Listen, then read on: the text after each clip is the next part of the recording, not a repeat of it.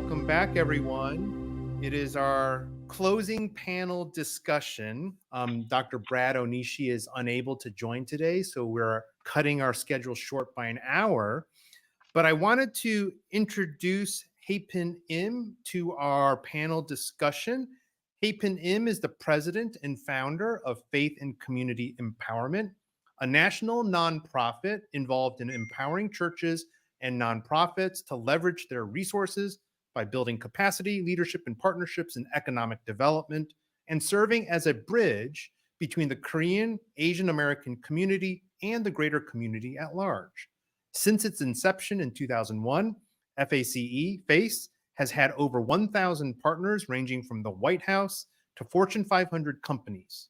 Successful initiatives include educating over 10,000 homebuyers and helping them receive over $1.4 million in down payment assistance, saving over $83 million in assets from foreclosure, partnering with both FDIC and Freddie Mac in developing a Korean curriculum in financial literacy and home ownership, implementing a historic $5 million U.S. Department of Labor workforce development program, and hosting joint conferences with the White House and the U.S. Department of Housing and Urban Development to mobilize 4,000 Korean American churches for economic development.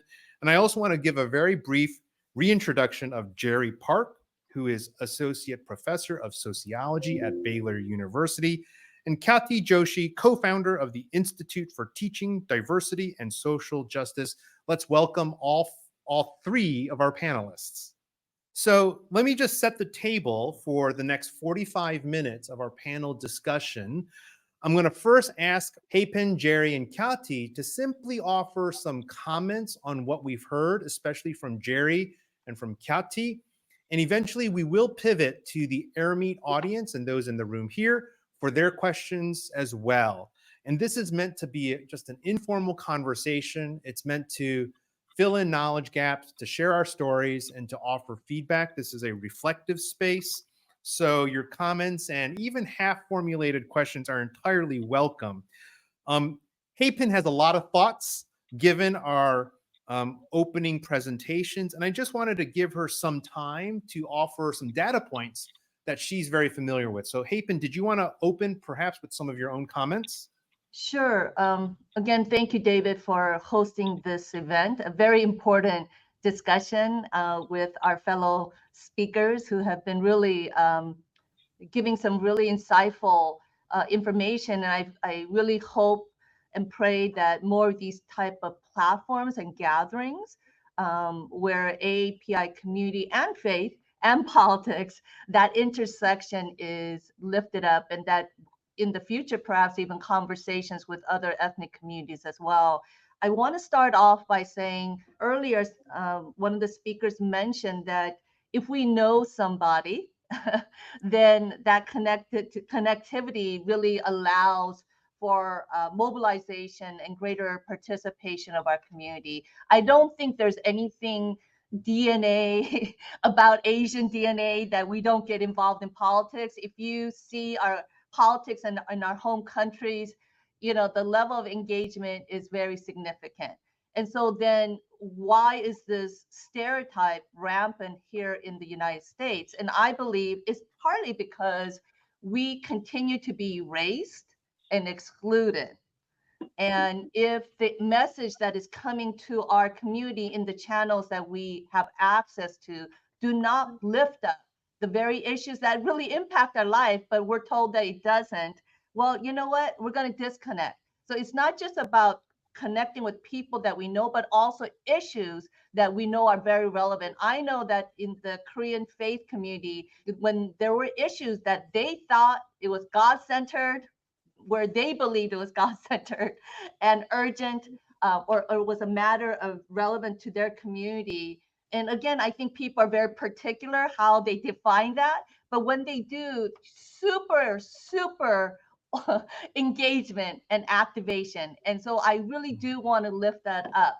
And so going back with business owners, you know, partly because Asians have high language barriers still. We're largely immigrant community.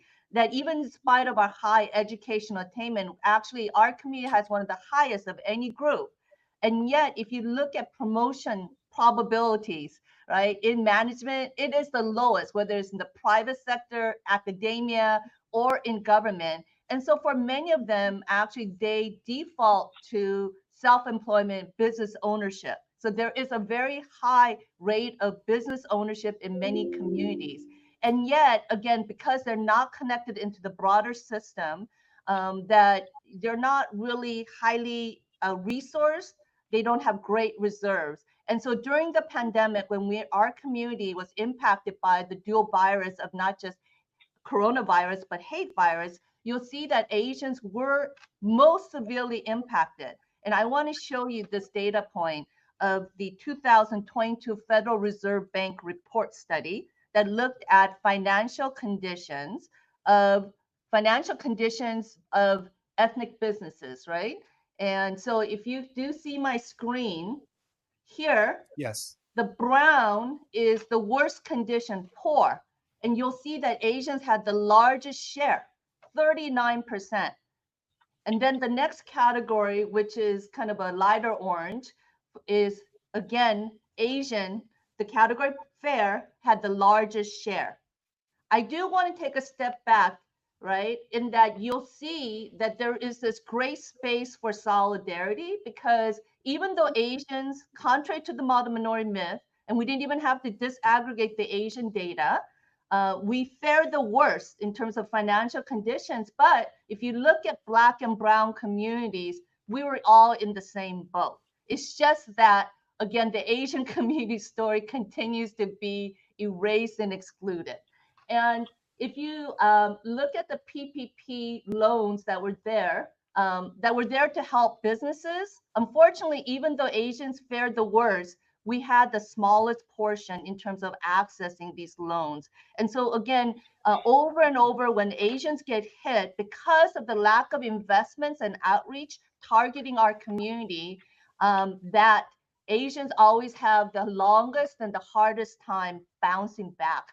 And so again, COVID hit Asians in New York with the COVID, the unemployment filing, it was the highest of any group, 10,000% increase. A year later, it was still the highest of any group. And so again, just some things to think about that economically. Here, I want to look at the home ownership data. You'll see again, when people are faring well, one of the first big purchase beyond the car, which everyone does when they get a job, is home ownership.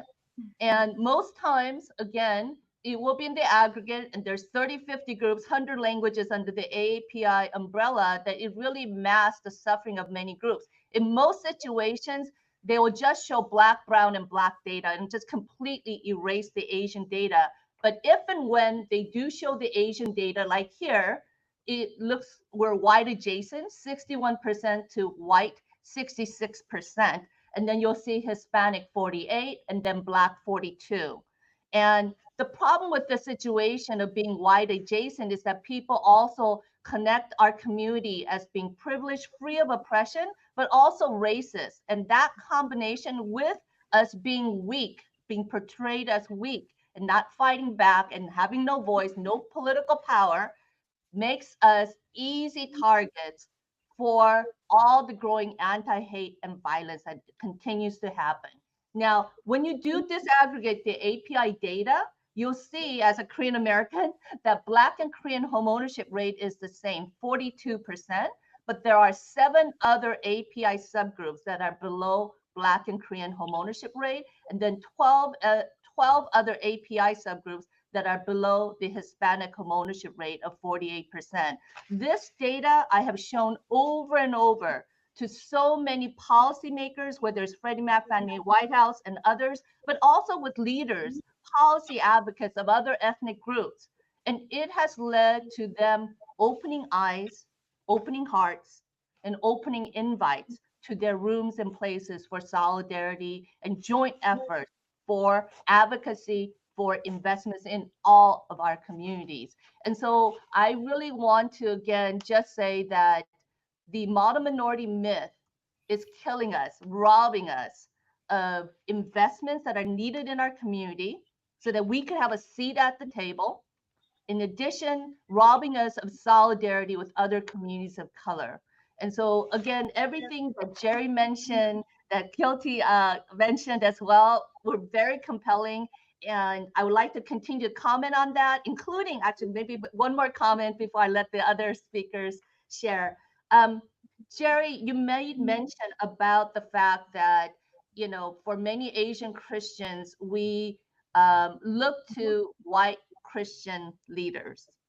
However, that there is room to learn from other communities, especially African American Christian leaders. I know that my model came from First AME Church, a very prominent African American community, and the pastor, not only because they partner with the broader community, creating mutuality where, you know, stakeholders, elected officials, corporate America now suddenly had a stake in the church's success. But what it also led was the church's influence and welcome and perception that they are a contributing, influential member of society who needed to be invited into the decision-making room. And I believe that we have so many amazing, great Asian Christian leaders, but they are great and known within our own communities, but not necessarily in the broader community where our voice and our light needs to be seen and desired. And so I welcome the following follow-up conversation. That's great. Let me interject, and I'm going to ask my team to put all four tiles up equally so we can have a panel discussion. So, Hapen, we're so thankful for your voice and advocacy, especially as you put these data points out there for policymakers and community leaders to recognize the financial and economic and business situations of many AAPI communities. I want to highlight some intersecting themes that I am observing from both Hapen as well as Jerry's talk and Kathy's talk. We're looking at how pocketbook issues, but also just economic issues in general, intersect with nationwide, and we're really talking about presidential election politics, right? So I think the case studies from Indian business owners in Passaic in northern Jersey, but also Hapen's data set and her conversations in Southern California, they're striking at Asian American political issues framed economically. So that's kind of one topic to raise for further discussion. I also want to take a further step back, which is the need for education. So we have educators collected here. I think Kati's point about the lack of historical awareness when it comes to immigration and racialization, that historical perspective is 100% very, very important. And what Hapen is doing is adding to that information. She's saying, hey, we need to shine a light on some of the data that is not well known when it comes to Asian Americans and their business or economic situations, and home ownership being one of them.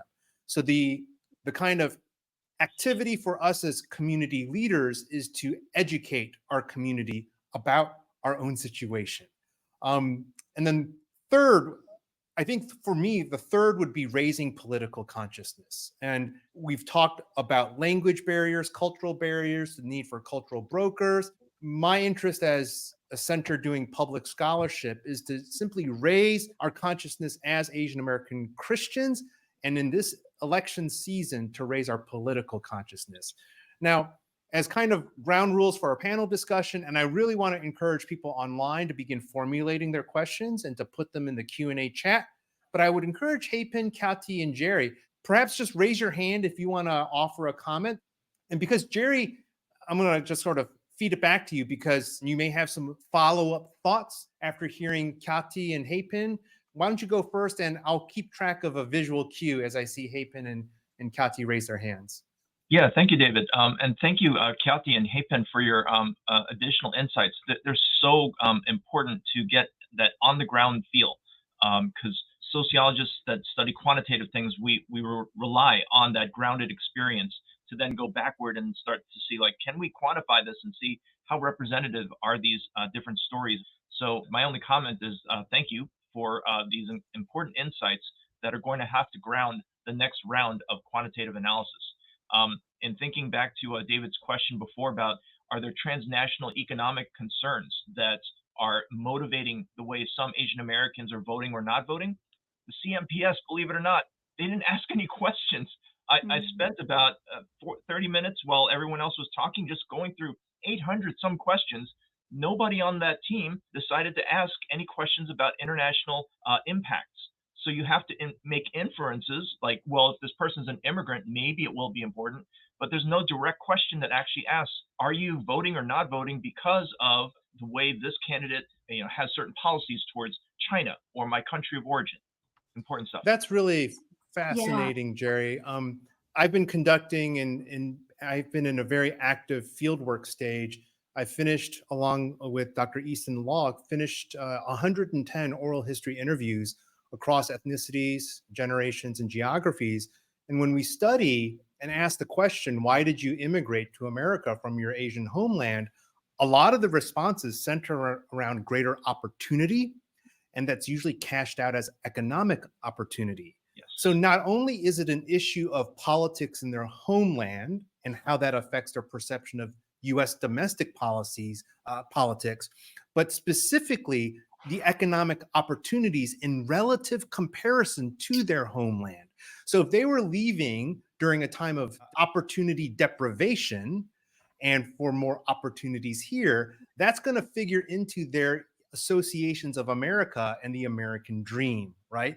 And depending on when they immigrated, they will have different feelings and thoughts about those opportunities in America. So again, this all points to the complicated nature of discussing politics amongst Asian Americans who are so ethnically, generationally, and geographically diverse. I want to add a Hapen comment. and Kati, did you want to jump in on any? Yeah, Kati, please. Yeah, so Jerry, I would love to see questions like what you just posed asked, because over the last couple of months, I hear, well, Trump likes India. The Biden-Harris administration, they don't say anything about India. And let me add one other piece that I didn't even get into, but it is worth noting, is that there are many in the Indian American community that are ticked off, let me just say, with Kamala Harris, because they feel like she doesn't identify as Indian. And I'm always having these conversations like, well, she's very clear. She is a Black woman who is very proud of her Indian heritage.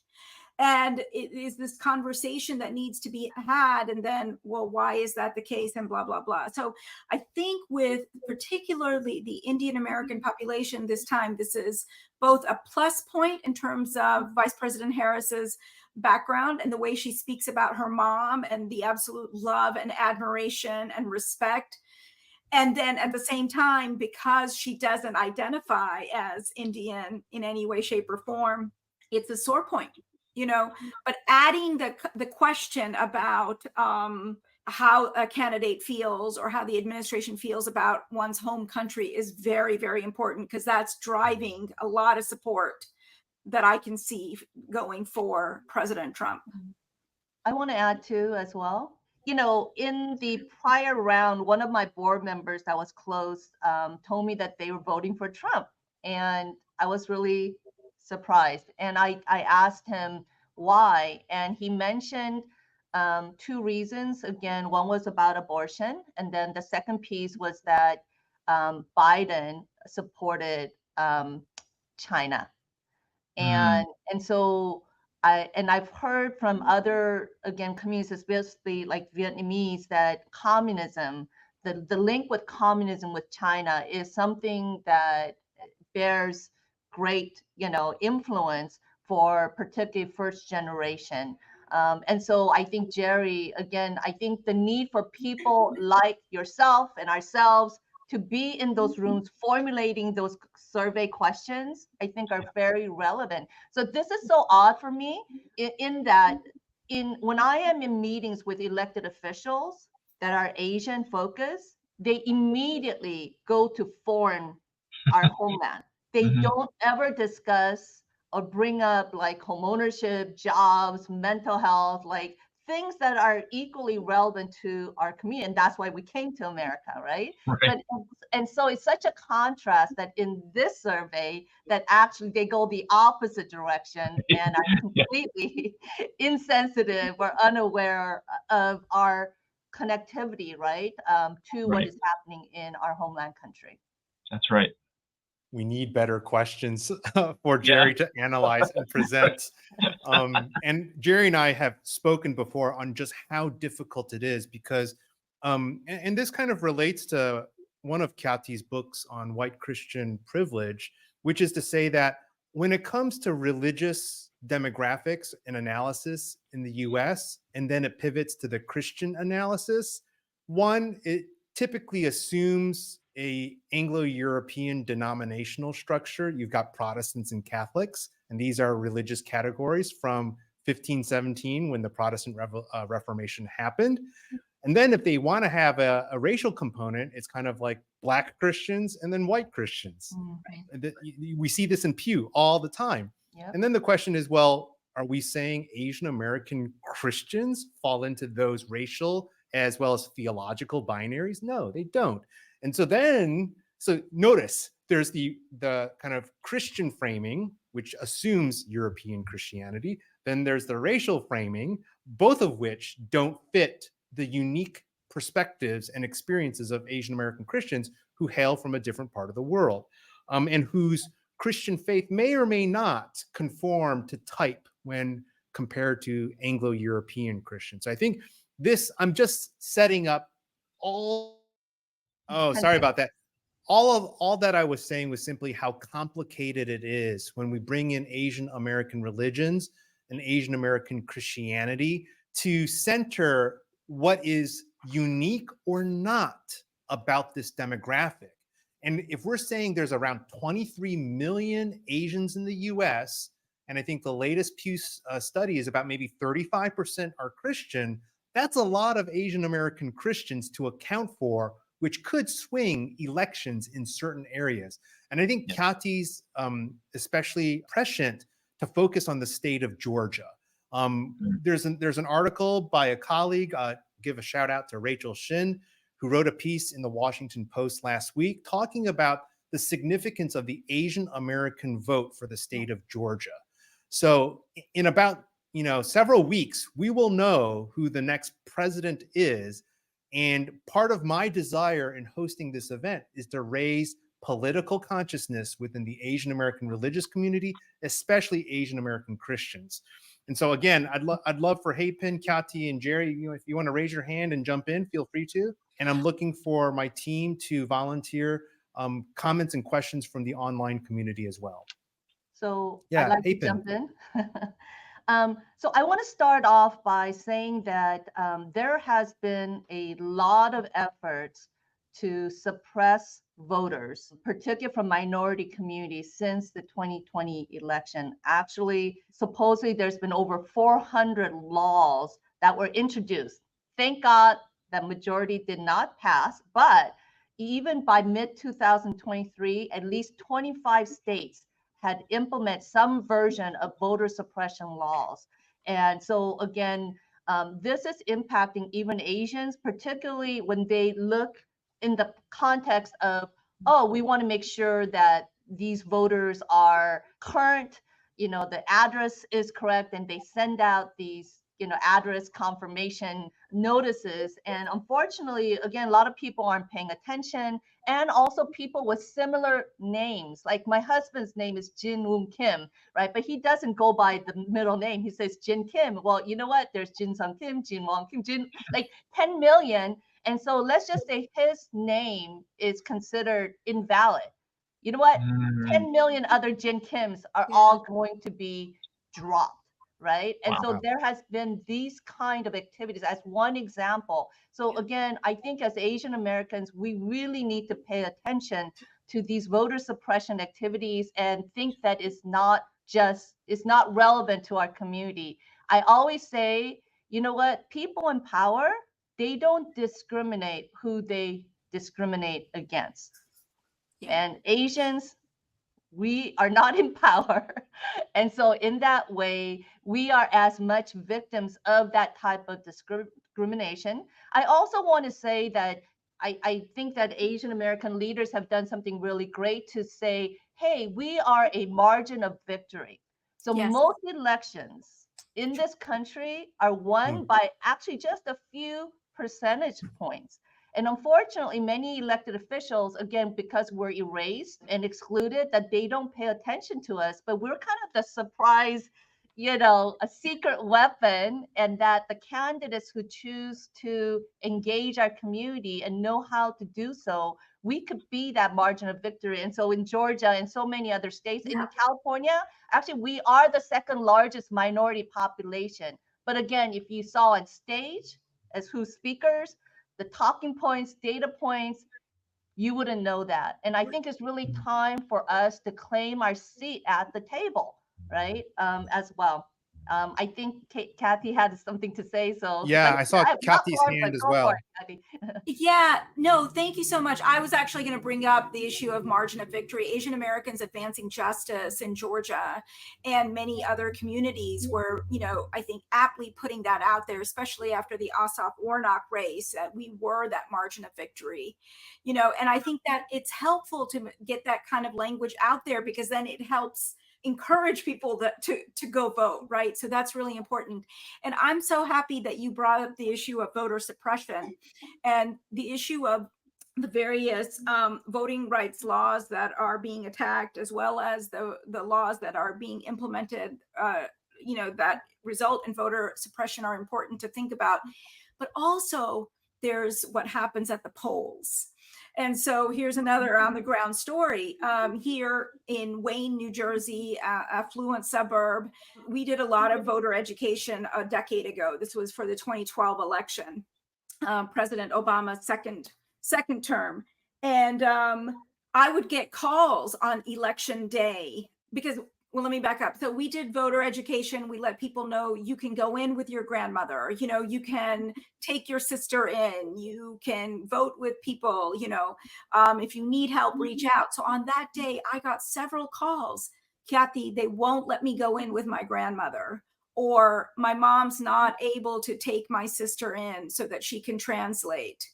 And that is illegal. I mean, you are able to take people with you to vote, but the poll workers here in Wayne are largely Republican.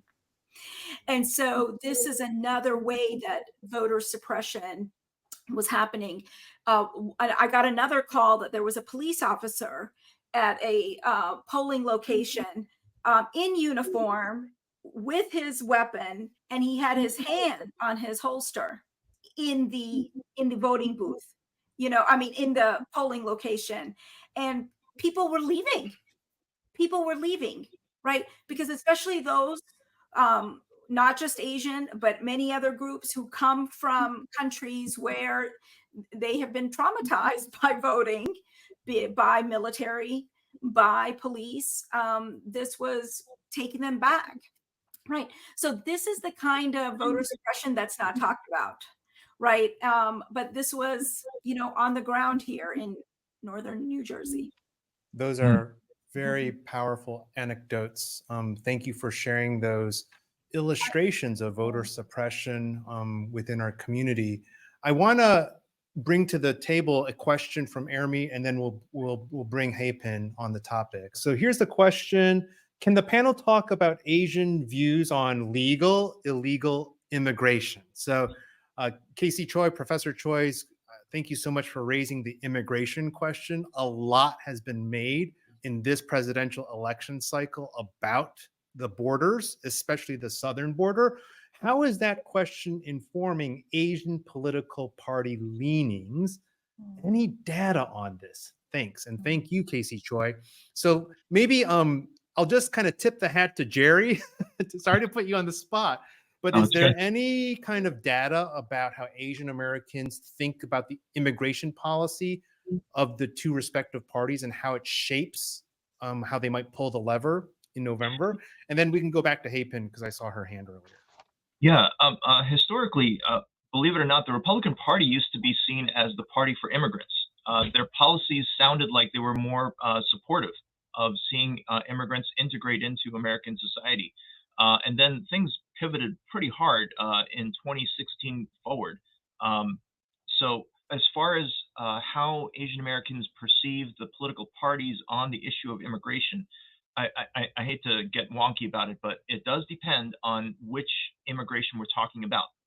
So when it comes to, for example, immigration issues related to the border, I think for a lot of Asian Americans, they start leaning to the right because this is not as much of a priority or a concern in their minds. The process of immigration, however, is a universal that goes across all racial groups. So almost everyone in the United States wants to see immigration reform in policy, but what that looks like is unclear. And for Asian Americans, the policy proposals and attempts made by the Trump administration were not positively interpreted. So generally speaking, for now, they lean more towards the Democratic Party for their immigration attitudes and perceptions. Jerry, your wonkiness is always welcome at these events. We Yes. love the wonkiness. Yes. And so, Hapen, did you have a comment from before? Yeah, so I actually want to make a comment in response with Jerry on immigration, and then make comment on the other one as well. So I do want to say that for immigration, for as an Asian American, sometimes many of us would distinguish between legal and illegal immigration, which I think, on the surface level, it sounds right. We should keep law and order, and again, great. However, first of all, any anti-illegal immigration policies tend to spill over to immigrant policies, whether you are a citizen or not. And so I think as Asian Americans, we need to be super vigilant in this area. And then again, US policy on immigration has been very inconsistent, where they open doors and basically because the US as a country, we need immigrants to do a lot of the work that citizens are not willing to do. And yet the rhetoric on stage is about anti-immigration, but the business community, actually, many of them need those immigrants. And so it's kind of weird, the dissonance, the inconsistency between the reality of what's on the ground versus what is on the rhetoric. And as such, again, there were some studies that were done that if you were to deport everyone that was illegal, and again, many came on their own, but again, many came because they were invited to be part of this economy, and our country needs them. It would cost literally, I can't remember, it was like hundreds of millions of dollars, of billions of dollars. Now, that data wonk, it's been a little while since I've spoken in this area, but it is something that is really unrealistic. And so again, I think that as a country, we really need to be just honest about this conversation and find a pathway that would allow for a greater, practicality of the need for immigrants in this country, and a pathway so that there isn't building walls that really do only so much as well. So on that note, I could talk again more on that, but going back on the polls, there is this whole discussion about what will happen at the polls. Well, there's the voter suppression before the active voting day, but also the risk during the day of the polls, and then actually after the fact. And so I do want to highlight that we really should be locking arms with other communities to have some safety plans of how we're going to ensure safety for our communities.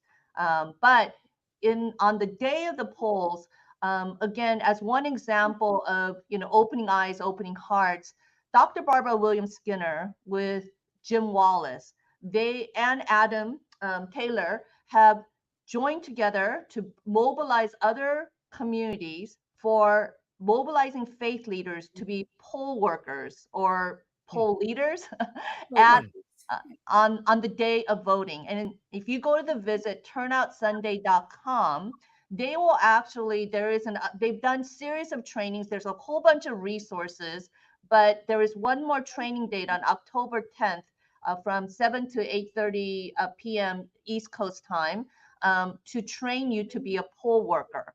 And so I really want to encourage you to sign up, a minimum sign up to be on their registration, their distribution list. So for any kind of communication, you be linked in there. Very grateful to Dr. Barbara Williams Skinner, did the whole presentation. I shared with you like 2-3 data points, but there was a fuller presentation facilitated by by Jim Wallace. And Dr. Barbara Williams shared that, that her eyes opened and she realized that justice for the Black community could not happen without justice happening for the Asian community, when she came to see that we were also victims of the same oppression.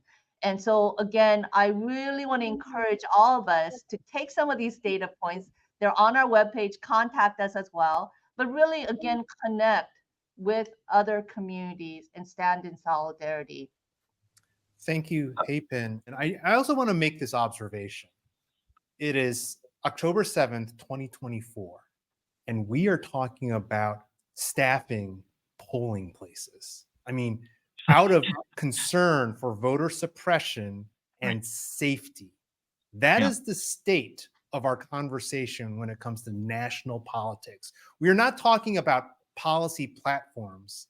We are, but now we're talking about the mechanisms, the physical and logistical mechanisms behind it, because there is such skepticism about fraud. And so to me, this is a very significant shift in our political discourse. Jerry, I saw that you raised your hand. Please jump in. Yeah, no, I appreciated what Hapen was saying, and it reminded me that if we can't get to the training for being a poll worker, I think one thing all of us as citizens can do is get your phone cameras ready. As soon as you're in line, hit record. And if there's anyone that seems suspicious to you, or if they're just openly carrying a weapon and it's clearly sending an intimidation vibe, keep that on record, right? And make sure that that you keep it stored. And then if the news wants to know about it, you can share that story with them so that they can see, and that the world can see, hopefully, this is a problem and that we want to fix it. Wow. Any other thoughts from folks? And I have a question from Airmeet, so let's put that question up. This is from Brooke Brandsma. I did not know how complicated politics were in regards to Asian Americans. Would you say that the Christian Asian American community is feeling especially concerned or under stress during this election period? It was mentioned, hoping to hear more. So this is a kind of a generalist question, and I invite anyone to respond to the question. I don't know specifically related to just this election period, but as a Christian who's Asian American, when I was a former registered Republican, and then I chose to vote whichever candidate over the years because I was told don't switch parties, one or the other. And I originally registered Republican because at the time I thought Republican Party was more Christian. And over the years, I realized that it wasn't necessarily true. But I've seen so many of my Christian friends who I highly respect, including some members on my board, or my uncle that I highly respect, who's a pastor, vote for another party. And that caused a lot of stress and confusion. And as such, trying to reconcile those relationships and even my belief and what is being godly and what is really being a good citizen in this country has caused a lot of stress. And so I'm so grateful again for this conversation. I'm still seeking wisdom. I do feel like Revelations time, I don't know, if people would think I'm being too extreme, but the beast and, someone pulling the wool over people's eyes. So that's kind of where I am. As we round out our panel discussion, I just want to give an opportunity for Khyati and Jerry to share any closing thoughts. Oh, I would just say I would concur with the comments that have been said that we need more of these. I appreciate the comments in the chat about, how do we get some of these anecdotal stories out to the larger community. It's by you all attending such sessions, sharing Jerry's data, and sharing what you can make of Jerry's data without having Jerry right there, which is what we all need. Is Jerry right there with us, right? But you can relay the stories that I shared and that have been shared, and that's what's really important. And I know that some of these conversations are uncomfortable, but you're gonna just have to be okay with being uncomfortable in order to save democracy. I highly agree with all of that. And the only closing point I want to stress is we are under some very challenging times. And I think it will be easy for us, depending on your political persuasion, to vilify the other side. And I think in the past decade or so, I know that conservative Christians, especially white conservative Christians, seem to be holding the mic, so to speak, for all Christians in America, and they don't have to hold the mic. There should be room for all kinds of voices in Christian America to speak on all these issues. Folks who are sympathetic not to some culture wars topic, but to the greater good of the majority in this country, and that would be founded on a different set of Christian principles compared to what the folks holding the mic tend to be speaking. That's a good word. Thank you, Hapen. Thank you, Kyati. Thank you, Jerry, for your experience, wisdom, and insight. Thank you for participating in today's hybrid conference. Our thoughts and prayers go out to Brad Onishi, who couldn't attend today because of a family situation. And I just want to thank our audience, both in person as well as online, for their participation today. And go in peace. Thank you all.